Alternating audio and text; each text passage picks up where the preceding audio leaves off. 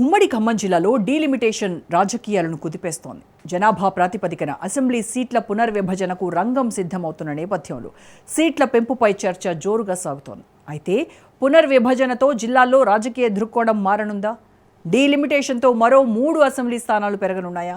జనాభా ప్రాతిపదికన నియోజకవర్గాల ముఖ చిత్రం మారితే అక్కడి నుంచి ప్రాతినిధ్యం వహిస్తున్న అమాత్యుల పరిస్థితి ఏంటి?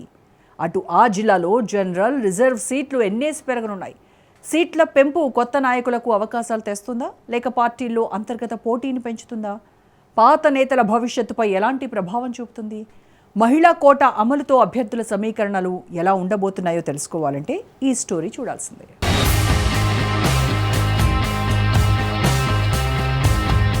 దేశవ్యాప్తంగా నియోజకవర్గాల సంఖ్యను దాదాపు 50% పెంచాలని కేంద్రం నిర్ణయించింది.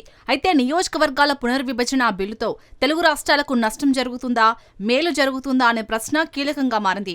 అయితే నియోజకవర్గాల పెంపు 50% గుండుగుత్తుగా అని స్పష్టత వచ్చేసిన నేపథ్యంలో 2 తెలుగు రాష్ట్రాలకు సంబంధించిన అసెంబ్లీ, లోక్సభ స్థానాలకు సంబంధించి పూర్తి క్లారిటీ వచ్చేసిందని చెప్పాలి. 2 తెలుగు రాష్ట్రాల్లోనూ నగర ప్రాంతాల్లో సీట్లు పెరిగి గ్రామీణ ప్రాంతాల్లో సీట్లు తగ్గుతాయనేది ప్రముఖంగా వినిపిస్తున్నమాట.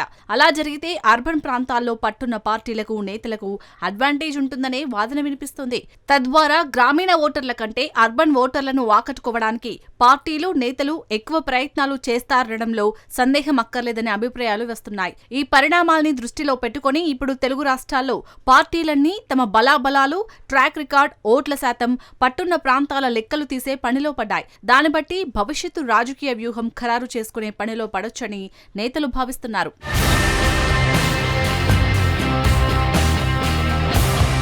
నియోజకవర్గాల పునర్విభజనతో తెలంగాణ రాష్ట్ర రాజకీయ ముఖ చిత్రం పూర్తిగా మారిపోనుంది. ప్రస్తుతం రాష్ట్రంలో 17 లోక్సభ స్థానాలు ఉండగా కొత్త లెక్కల ప్రకారం ఇవి 26 లేదా 27కు పెరిగే అవకాశం ఉంది. అసెంబ్లీ స్థానాలు ప్రస్తుతం 119 ఉండగా అదనంగా 60 సీట్లతో 179కి చేరే అవకాశం ఉంది.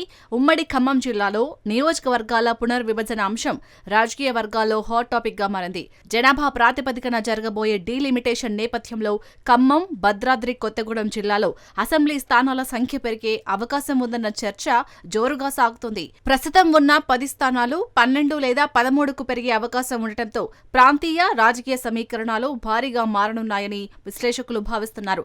ఈ పునర్విభజనలో 33% మహిళా రిజర్వేషన్లు కీలక పాత్ర పోషించనున్నాయి. పెరిగే సీట్లలో ఎస్సీ, ఎస్టీ రిజర్వేషన్లు పెరగడంతో పాటు 1 లేదా 2 జనరల్ స్థానాలు కూడా వచ్చే అవకాశం ఉంది. దీనివల్ల మహిళా నాయకత్వానికి ప్రాధాన్యం పెరగనుండగా ప్రధాన పార్టీలో టికెట్ల కోసం పోటీ కూడా తీవ్ర రూపం దాల్చే అవకాశం ఉంది. ఉమ్మడి ఖమ్మం జిల్లాలో నియోజకవర్గాల పునర్విభజన అంశం ఇప్పుడు రాజకీయ వర్గాల్లో వేడి పుట్టిస్తుంది.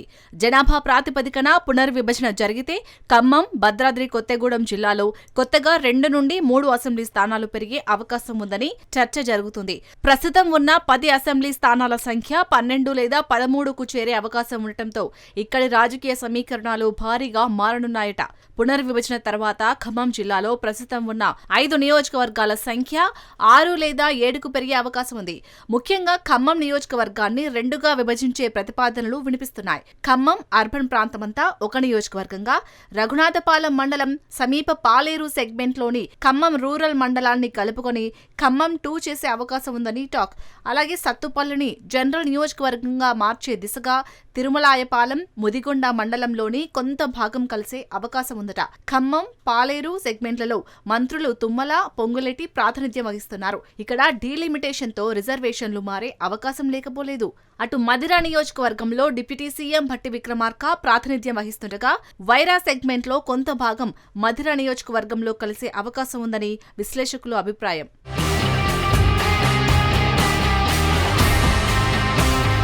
ఇక భద్రాద్రి కొత్తగూడెం జిల్లాలో పోలవరం ప్రాజెక్టు ప్రభావంతో నియోజకవర్గాల సరిహద్దులు మారాల్సిన పరిస్థితి ఉంది.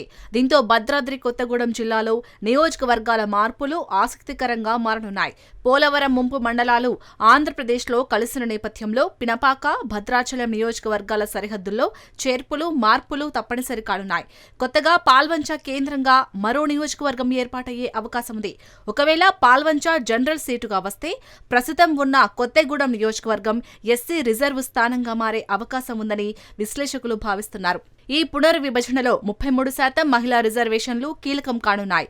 పెరిగే సీట్లలో ఎస్సీ, ఎస్టీ రిజర్వేషన్లు పోగా కనీసం 1 లేదా 2 స్థానాలు జనరల్ కేటగిరీకి దక్కే అవకాశం ఉంది. దీనివల్ల ప్రధాన పార్టీలైన కాంగ్రెస్, బీఆర్ఎస్లలో కొత్త నాయకత్వానికి అవకాశం దక్కుతుందా, లేక టికెట్ల కోసం పోటీ పెరిగి అంతర్గత విభేదాలు వస్తాయా అనేది ప్రశ్నార్థకంగా మారింది. గిరిజన ఓటర్లు ఎక్కువగా ఉన్న ప్రాంతాల్లో మరో ఎస్టీ స్థానం పెరిగే అవకాశం ఉండటం గమనార్హం. సీట్ల సంఖ్య పెరగడం వల్ల రాజకీయంగా కొత్త నాయకులకు ఊతం లభించినప్పటికీ ప్రజలకు జరిగే మేలుపై భిన్నాభిప్రాయాలు వ్యక్తమవుతున్నాయి.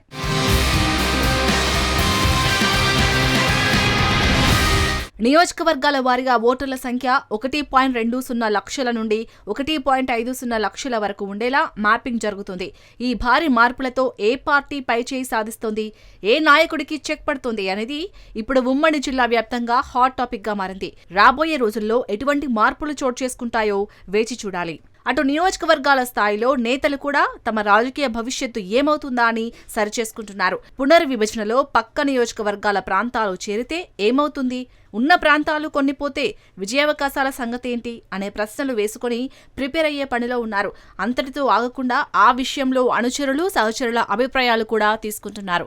ఏ ప్రతిపాదనను కొట్టిపారేసే పరిస్థితి లేకపోవడంతో డీలిమిటేషన్ ఎలా జరిగినా తాము సంసిద్ధంగా ఉండాలనే కోణంలో రెడీ అవుతున్నారు. ఒకవేళ తాము ప్రాతినిధ్యం వహిస్తున్న సీటు మహిళలకు రిజర్వ్ అయితే అందుకు తగ్గట్టుగా ఓ మహిళా నేతను కూడా సొంత కుటుంబం నుంచో లేదంటే తనకు నమ్మకమైన వారినో నిలబెట్టే దిశగానూ వ్యూహాలు రచిస్తున్నారు.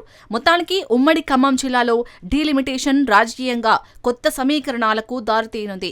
సీట్ల పెంపుతో కొత్త నాయకులకు అవకాశాలు కలిగినా పాత నేతలకు సవాలు ఎదురయ్యే అవకాశం ఉంది.